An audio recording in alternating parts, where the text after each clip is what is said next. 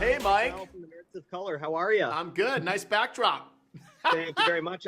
I had to have Badassatron looking out for me this entire time, this entire interview, making sure I didn't screw up. Right. No. I am so grateful to get to chat with you. This is the second time I've chatted with you. I was able to talk to you last year for Toad, and now you're bringing another iconic character to life with B127, aka Bumblebee.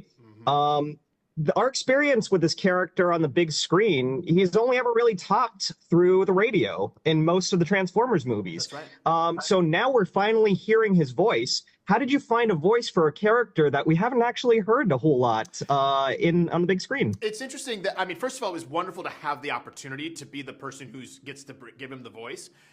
It was interesting when I met with Josh Cooley, the director, and I was like, so Josh, what do you want me to do? Do you want, you want to hire? Is it computery? And he said, no, I want you, just you. No affect, no nothing. B127 and Keegan-Michael Key are synonymous.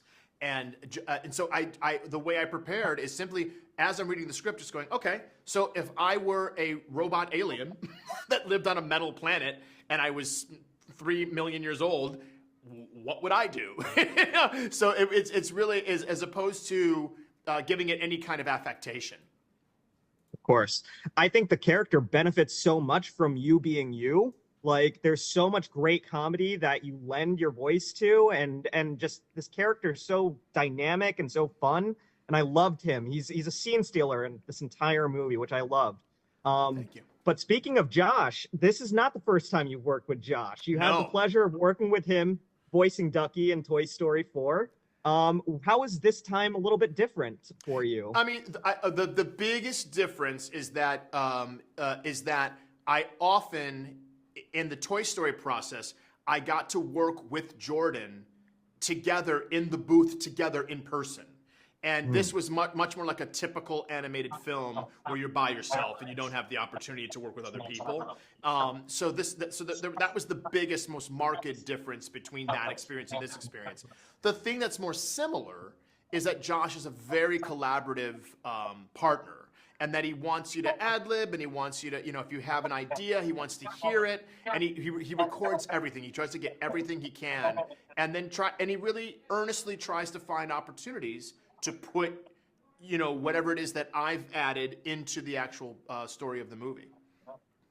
It's kind of incredible to believe that was the process here, because you, Chris, Brian, and Scarlett have the best chemistry ever throughout this movie, and you guys just cultivated that brilliantly. It's really it's kudos to the editors and this and Josh, because it really does. I was surprised at how great the chemistry was given the situation that existed when we made this film. Absolutely. My final question to you is, I know Bumblebee is an iconic name, so is B127.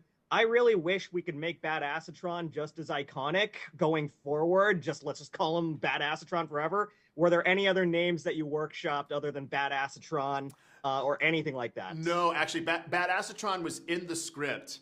And so Josh actually wrote that. I did not ad-lib that. Josh wrote that. That was in the script. And I'm like, that is absolutely perfect. There was no need to workshop anything else. And then we just worked on it, and then I came up with the robot voice for the thing, and then it just worked out. It's beautiful. Yeah.